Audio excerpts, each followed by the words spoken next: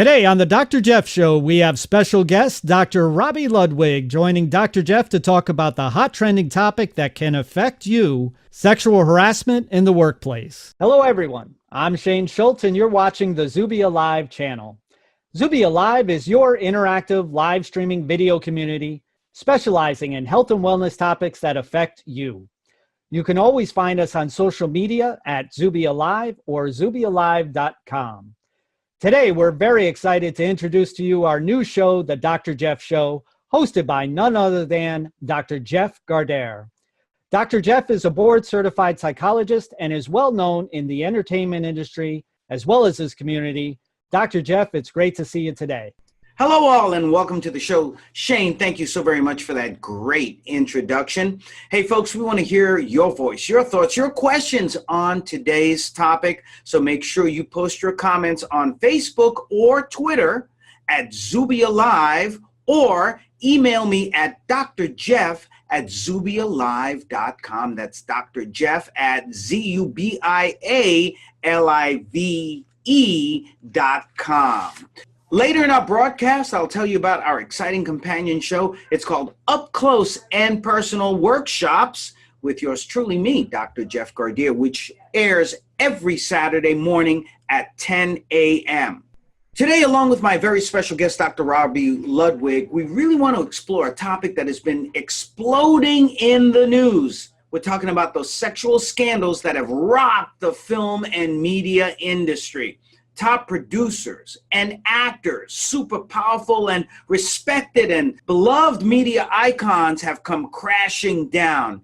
Now, we don't need to go into details and names, and unless you've been living under a rock, you know what's been happening. But let's get real, folks. This phenomena of using power, especially as men, to take advantage of others in a sexual and predatory manner, taking advantage of those who don't have the power. You know this is age old. This has been happening forever, and it happens not just in Hollywood, but also in every line of business, every line of work, on every stage, if you will, from the Vatican to Washington to even your local grocery store.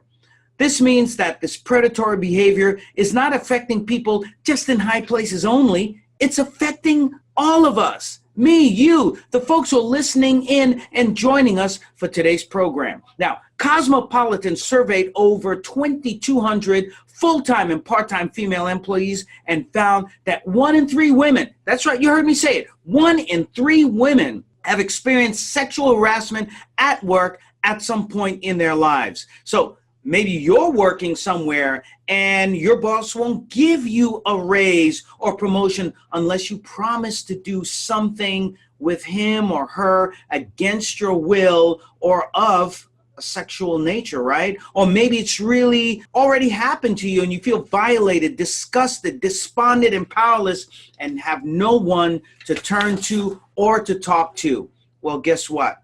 You can talk to us. Joining me today for our inaugural show is the one and only Dr. Robbie Ludwig. Now, Dr. Ludwig is an award-winning reporter and author. Her most recent book is Your Best Age Now. She is a psychotherapist and a national TV commentator and host. And you may have seen her on the Today Show, HLN, or Fox News, where she frequently analyzes the news of the day. She's also now hosting her own Facebook Live show called Talking Live with, you know it, Dr. Robbie Ludwig, out of Star Shop Studio in Midtown, and she interviews some of the most prominent voices of today. She's passionate about inspiring others, as she will do with you today. She is very serious about living her best age right now. So please welcome Dr. Robbie Ludwig.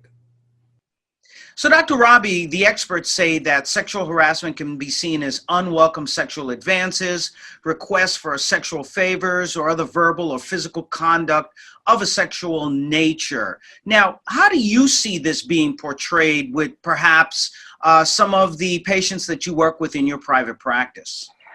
I suppose I've been fortunate in the fact that not too many patients have presented with this issue or problem. I did work with somebody who happened to date somebody in the workplace.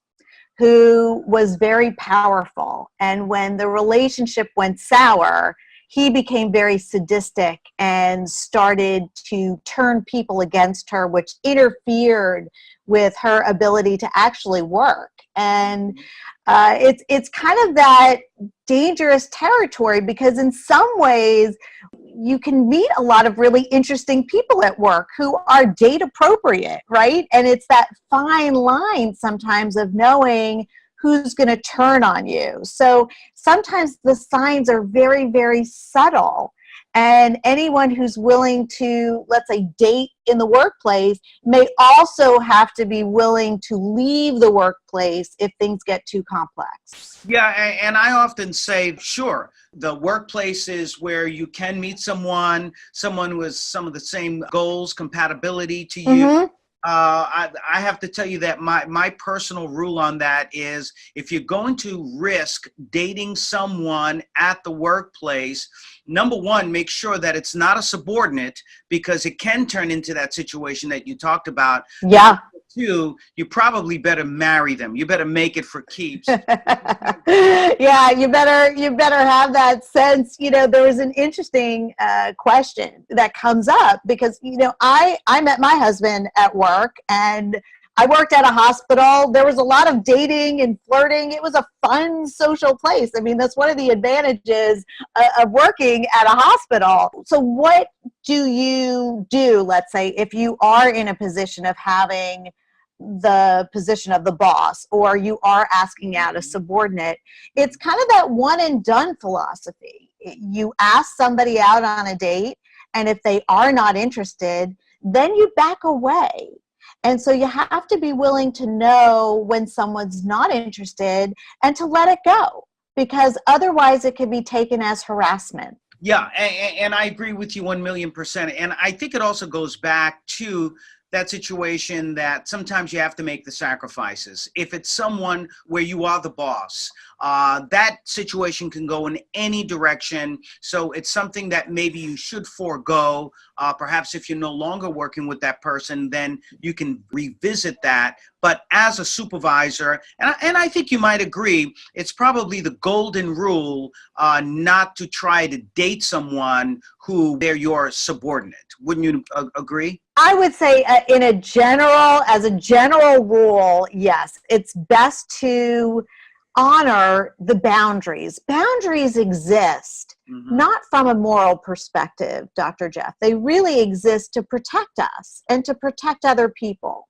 So if you are kind of following the appropriate rules, then most likely you're not going to get in trouble, right? If you don't ask somebody out at work, they're probably not going to accuse you of sexual harassment. If you're not talking about sexually inappropriate ideas or fantasies or sharing inappropriate pictures, you know, you're following appropriate boundaries, you're not going to be accused of sexual harassment. But once you cross those lines, or even worse, when you have a person who abuses their position of power in order to get what they want sexually, you know, that's when you're getting into dangerous territory. And you also have to remember, and I'm sure you know this in working with patients, as therapists, we don't touch patients. We try to put everything into words. Right.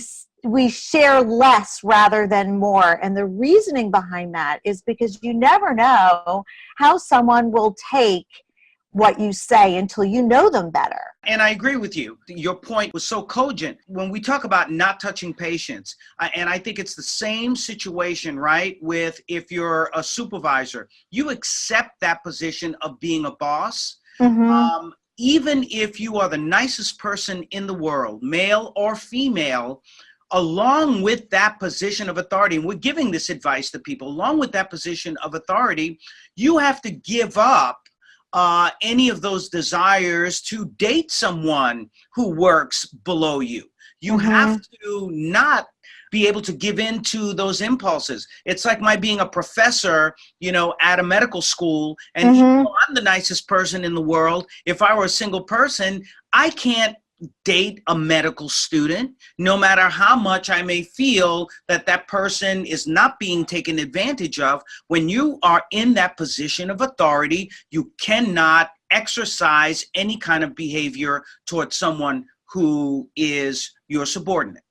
Well, that's an excellent point too, because once you are in a position of power, the person who is your subordinate doesn't really have equal rights, right? They're not on an even playing field. It's not like Match.com. Right. Where two people are going in to date, or ourtime.com, where people are going in there and saying we are in an even playing field. So once you are a professor or supervisor or a boss, then the person that you're asking who's underneath you doesn't have the same power. That's right. And may feel, especially if they're vulnerable, if they're going through a transition, if they're insecure, if they have a loss in their life, if they're lonely, they may feel that they have to say yes to certain questions or certain invitations because they don't have any other option. I would recommend that everybody look over their employee handbook for what sexual harassment is, both bosses and people who start a new position, because everybody should know what their rights are. Yeah, I agree. And certainly this is what we're talking about with regard to boundaries, right? Mm-hmm. That's what it's all about, and how perhaps people can avoid these situations before they turn into a problem at the work site. So what we're advising people to do, Dr. Robbie and I, is first of all, if you're going to date at the workplace, it better be for keeps. It shouldn't be a thing of, well, this is my personal fiefdom, or this is my playground, and this is where I'm going to be dating folks, because there's so much that you can lose. Secondly, in dating someone who is either your subordinate or someone who is your boss, that also lends to a potential for problems, especially when it comes to, for example, if the relationship is not working out. Even if you've had a very wonderful relationship with that subordinate or with the boss, things kind of get nasty. We look at relationship insanity disorder, right? Oh, that's so funny. Temporary relationship insanity disorder, TRID. This is where things really go south and people start acting out. But I want to ask you in our limited time, Dr. Robbie, what are some of the subtle signs someone, and let's say in this case, a woman, since we know that statistics show overwhelmingly it's women rather than men who get sexually harassed, though it does happen to men also. What are some of the very subtle warning signs that there may be a potential issue or an issue with someone who may be acting out their power on someone who has less power? Well, the first thing I would say is here's where gossip can come in really handy. You want to listen for who has a bad reputation. And because usually, I mean, the upside of gossip is that we could learn what's going on in our community, and we could always make your own personal assessments, but sometimes, you know, where there's smoke, there's fire, and to just be aware that certain people have a reputation for a reason. You always want to check it out yourself, but, you know, listen to what your community is saying about the various workers. So that's number one. Number two, use your intuition. If you feel uncomfortable with a request, don't do it. Find a way to segue out of an uncomfortable situation. Some of the subtle signs with master manipulators is it's too much too soon. So if you have somebody who is in a power position, who all of a sudden acts like they know you, wants to spend special time with you alone after hours, acts like they're your best friend and what they're doing is in your best interest, they could be playing and manipulating you into something much, much more. And basically the manipulator has a sense of who they are manipulating. They know that their person that they're manipulating wants something. They either want success, they want to avoid failure. So they really do play to that. And they either suggest that they can offer success or they insinuate that they could bring you down. But it's those subtle signs of too much too soon, a lot of time together at inappropriate times, suggesting they know you better, giving advice that may or may not be valid. Those are subtle flags that women should be aware of. And how does a woman, and it could be a man too, of course, but how does a woman try to fend off those particular sorts of aggressive behaviors or potential or actual manipulations without getting in trouble, without losing her job? Because in cases, we found that a lot of people said, hey, you know, this was a real problem. I wanted to get away from this person, but I felt that I was going to lose my job. Right. So I think one of the things to do is know who you're dealing with. You know, maybe there's a way to deal with it with a sense of humor initially, saying, oh, come on, you really don't mean that, or maybe self-deprecating humor as a way to sidestep or let the person know that they've chosen the wrong person to target. I love that. Yeah, so I mean, that can make it light and fun and not humiliate the other person so they feel they need to retaliate. Yes. The other thing you can do is say, you know, I'm really not comfortable with where this conversation is going. Yeah. Because it's sometimes possible that the person who is the sexual harasser, they think that the other person welcomes their attention, wants their attention, and they confuse their power with personal magnetism, which is not the case. And if somebody continues to persist, you know, you could always say, would you be comfortable if this conversation were recorded and everybody heard what you said to me? Kind of putting somebody on warning and notice. How comfortable are you with what you're doing? And you can go to human resources, which many lawyers will recommend. You go and you document it to human resources. But if you have a family situation, let's say it's a family-owned company, or the boss is in charge of the whole company, going to human resources puts them in conflict, right? Realistically, we live in an imperfect world. Then you may want to consult a lawyer and find out about an independent arbiter. You know, somebody who can independently make an assessment, or encourage people in the workplace with you to back you up, basically, in saying that what they see and what they hear, they're in agreement with you, it's not appropriate. But I would go through trying to joke it off first, because there are subtle messages you can give that the smart manipulator might be able to take, and then move on to somebody else who they can get over on. And so when we look at the personalities, and I'm asking this because someone steps into the workplace, they may not know about the gossip, they may not know about the information on this person, they may not know that work culture, but is there, or are there some very subtle signs in that person's personality that can tell someone that this person, there's something not there, there's something not working, the lights are on but no one's home, and this person can be a master manipulator? I would think one thing, they're very narcissistic. They love opera because it's all about me, me, me, me, me. Yes, so funny. I think when somebody talks with a grand ego, they kind of bolster themselves up. They tend to be self-focused. If they perhaps have a rage problem sometimes, where they like to intimidate other people, you can hear the stories they say about their lives, right? That is a wonderful way to get access into who somebody is. What do they tell you about themselves? What do they want you to know about themselves? If they tell everything, right? Especially what? If it's everything. Yes. No matter what the story is, it always goes back to them. And in a grand way, people want them. Nobody says no to them. They've had so many relationships and they just get rid of people, or whatever the case may be. If you hear that they have a negativistic feeling towards women or past relationships, you know, what is their relationship like with family, with friends? So these are things that women can listen out for to get a sense of who a person is, because sometimes it takes a long time to know who someone is versus who they say they are. If you see something, say something. Say something, and try to say it in a way that protects the person's ego. Yes. You know, first, and see if that works. Because you always want to try the least damaging intervention possible. Right, because you don't want to make that enemy. So, Dr. Robbie, when it comes to the workplace, how does someone compliment a coworker without getting themselves in trouble, without offending, without being inappropriate, without even coming close to anything that looks like sexual harassment?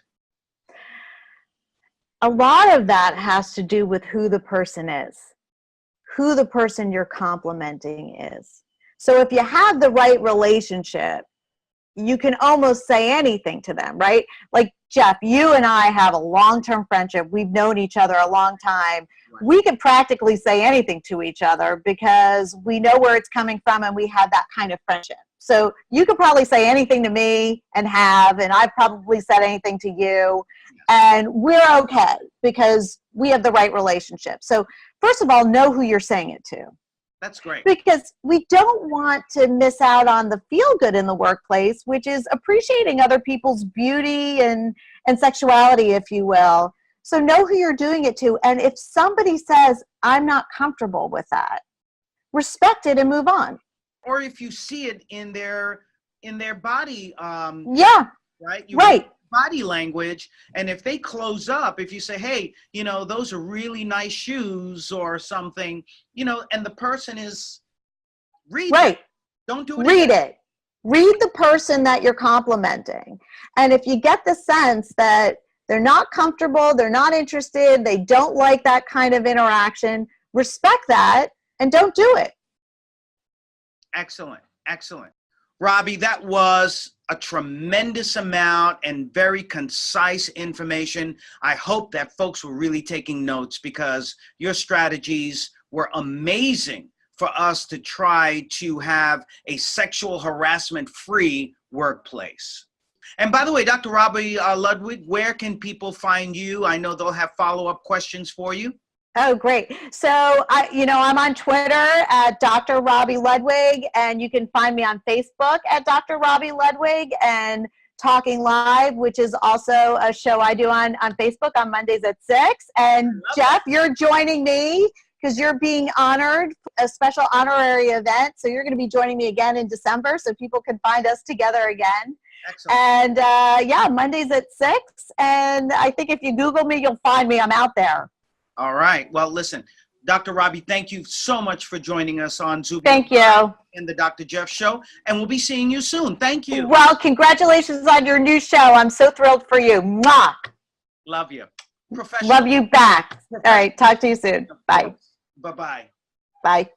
Okay, so tune in at Zubia Live on Saturday at 10 a.m. for much, much more on this conversation today about the casting couch as it affects all aspects of work.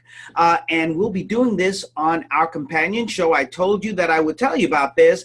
It's called Up Close and Personal Workshops with Dr. Jeff Gardier. Now, folks, this is a pay-per-view workshop where you can interact with me for only $10 per episode. And trust me, this is a great value. Normally my fees for these kinds of group meetings are considerably higher. Think about sort of like a group counseling. What would you pay for something like that, right? Much, much more than $10. But this is a great opportunity for us to have our more intimate conversations, again, for this very, very low price point. And in these workshops, we go into more in-depth conversation with me on the topic at hand. The audience size is going to be very limited so that we can have that intimate, interactive setting so we can get to more of your questions and more of course, the things that are affecting you. So you'll get my specific advice on your specific issues, allowing you to share empowerment strategies with our workshop group. So to register for the workshops, just follow at Zubia Live on Facebook or Twitter for more info. And you can also send questions in advance to Dr. Jeff, Jeff, no period, Dr. Jeff at ZubiaLive.com. Again, Dr. Jeff, DrJeff at ZubiaLive.com. For the rest of the year, our shows will help all of you to address the struggles you might face at different points in your life. We have some great shows coming up on how to handle the holidays. We know the stress, the sadness, seasonal affective, all of the stuff that comes along with the holidays. It's not just joyous times, but very stressful times. So we'll have a lot more on this, so you stay tuned for that. And by the way, If you have a business or a service that you would like to grow and get on the map, perhaps you'd like to be a sponsor to one of our upcoming episodes of the Dr. Jeff Show or Up Close and Personal Workshop with Dr. Jeff. It's super affordable, and believe me, we will be super effective in getting your business out there. So Dr. Jeff at ZubiaLive.com. Again, Dr. Jeff at ZubiaLive.com for more information. And don't forget, you can follow me on Instagram at Dr. Jeff Gardier, Twitter at Dr. Jeff Gardier, and Facebook, Dr. Jeff Gardier. So everyone, have a great day and an amazing week, and we'll see you soon. Well, thank you, Dr. Jeff. We're certainly looking forward to next week's show. And if you'd like to learn more about the Dr. Jeff Show, his workshops, or the Zubia Live channel, follow us on Facebook at Zubia Live. But for now, we'd like to say thank you for watching, and we'll see you again next week.